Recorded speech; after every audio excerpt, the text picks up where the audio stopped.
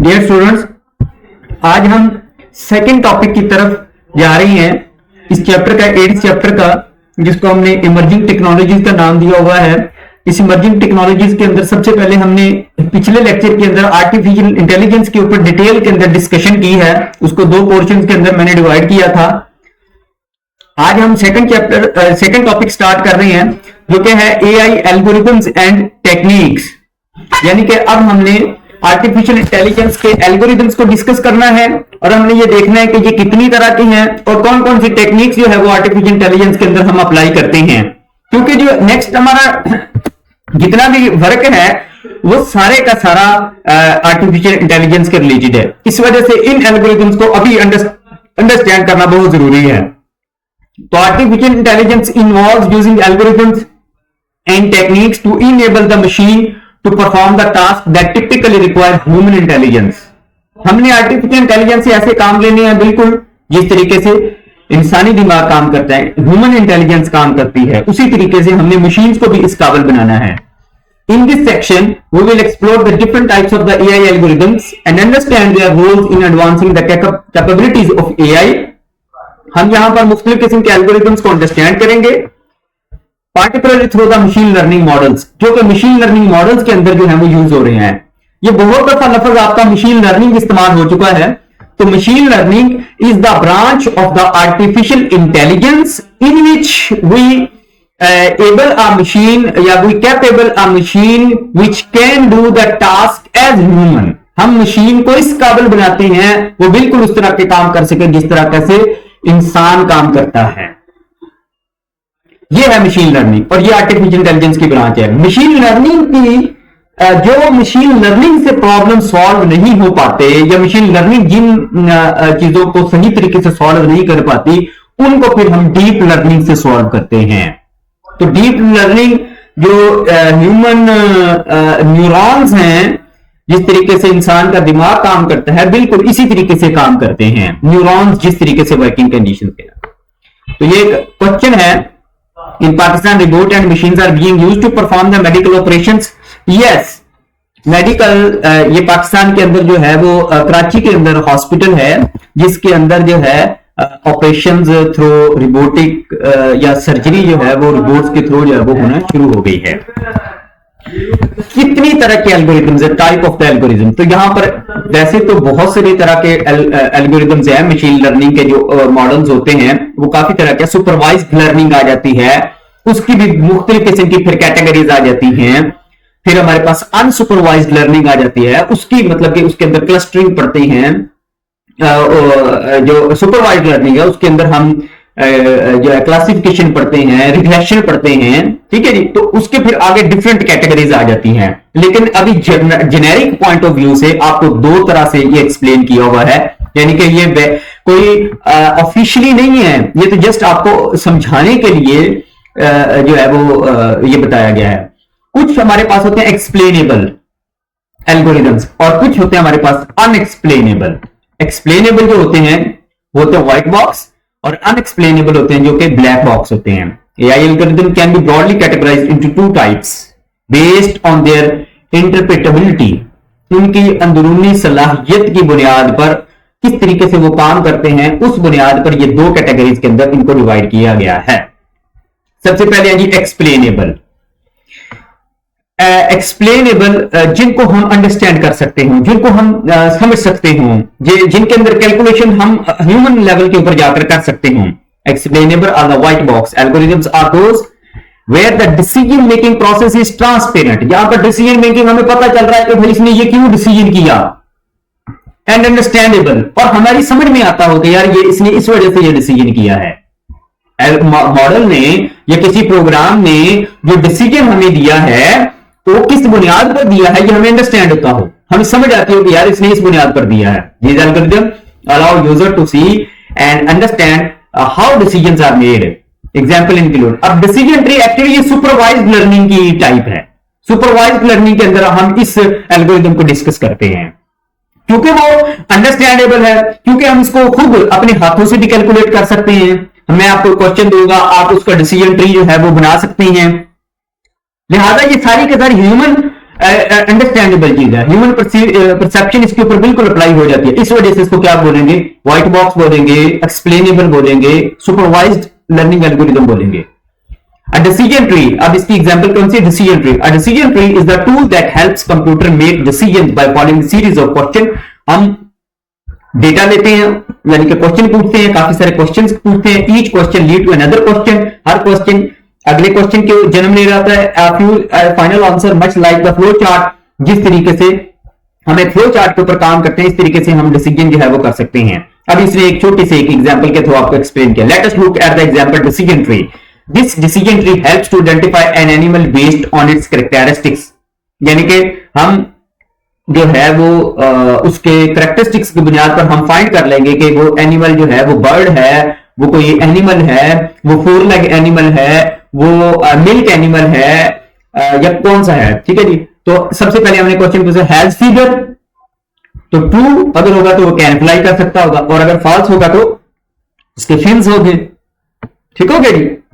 या तो वो पानी में चलता होगा या वो हवा में उड़ता होगा, जो भी फीदर रखता होगा। कैन फ्लाई की 2 कैटेगरीज बनानी। कैन फ्लाई ट्रू है तो हॉर्स हो सकता है, और कैन फ्लाई फॉल्स है तो वो पिंजन हो सकता है। ठीक है जी। हैज फिन्स के अगर ट्रू है तो वो डॉल्फिन हो सकती है, और अगर वो फॉल्स है तो वो बियर हो सकता है। समझ आए। तो हम यहां से अगर वो हार्क है तो इसको यस नो के अंदर, मतलब कि वो आगे फिर मजीद क्वेश्चन से हमें समझ आ जाएगी कि अगर उसके पर हैं और वो फ्लाई कर सकता है तो हमारे पास क्या होगा, आप होगा। ठीक है जी। और अगर उसके फीदर्स नहीं है, फॉल्स है और वो फिन्स भी नहीं है, तो फिर वो लाजमी तौर पर बियर वाली कैटेगरी में लाई करेगा।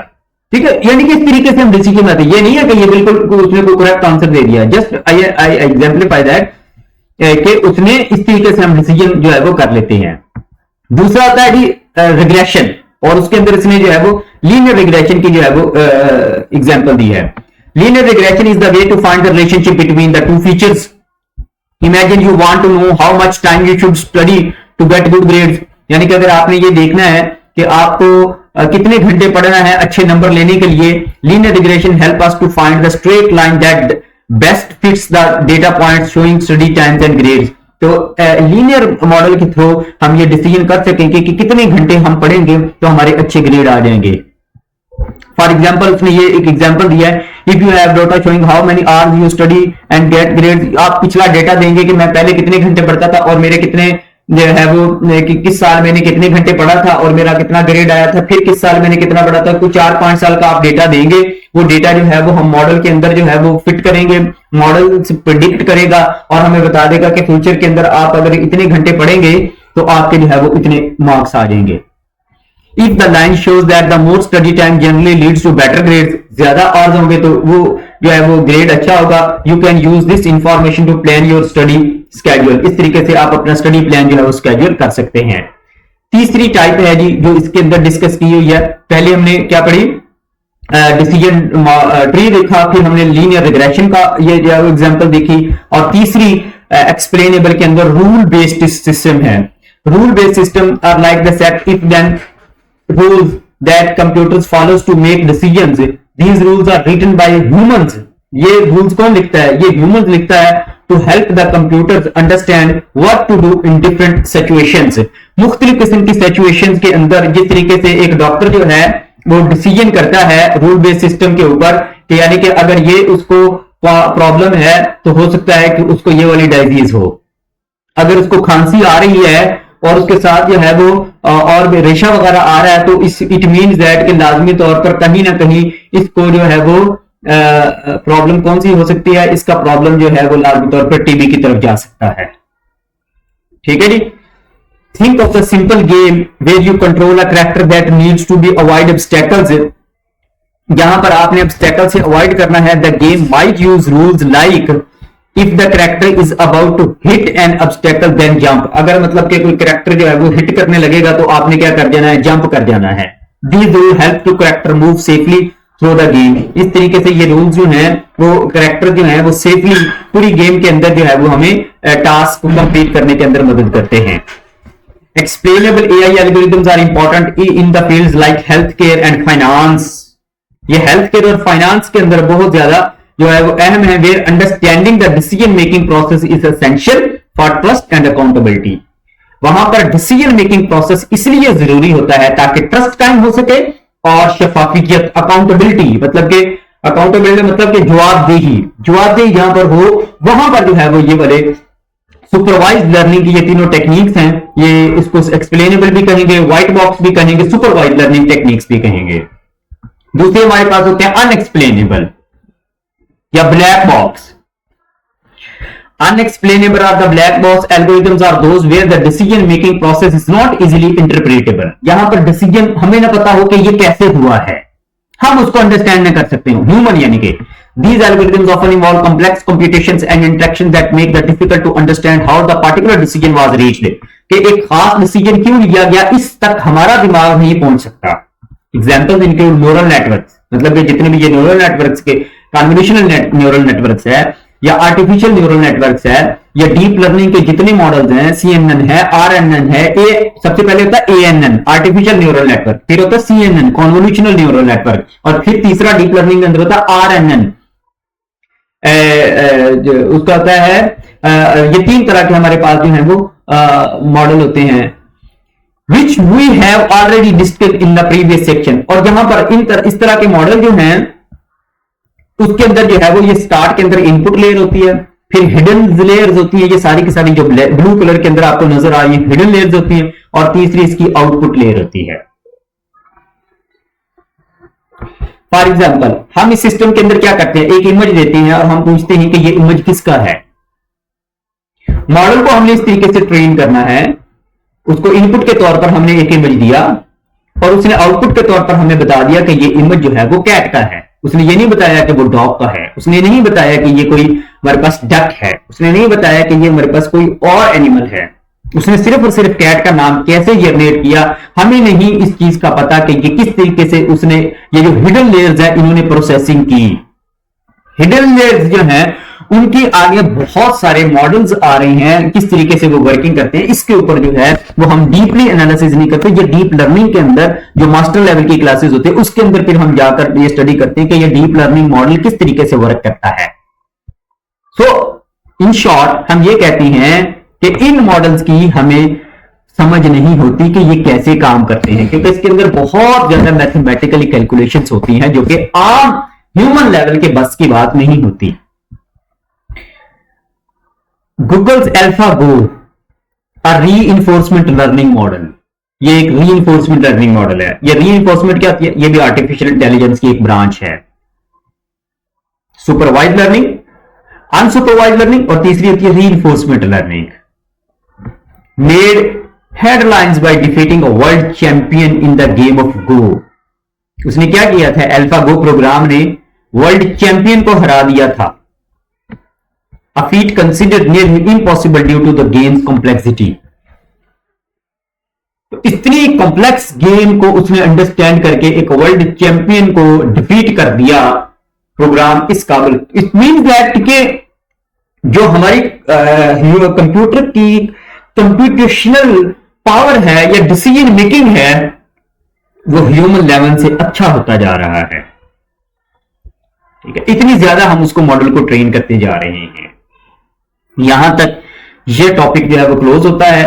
समरी के तौर पर व्हाइट बॉक्स हमारे पास एल्गोरिथम्स होते हैं जिनको हम एक्सप्लेन कर सकते हैं, अंडरस्टैंड कर सकते हैं, और ब्लैक बॉक्स वो होते हैं जिनको हम अंडरस्टैंड नहीं कर सकते। हम सिर्फ इनपुट के तौर पर कोई चीज देते हैं और वो हमें आगे से आउटपुट के तौर पर कोई चीज देती है। हम बीच वाली लेयर्स के ऊपर डिस्कशन नहीं करते कि ये किस तरीके से उसने जो है वो ये सारे कुछ फाइंड किया। Thank you.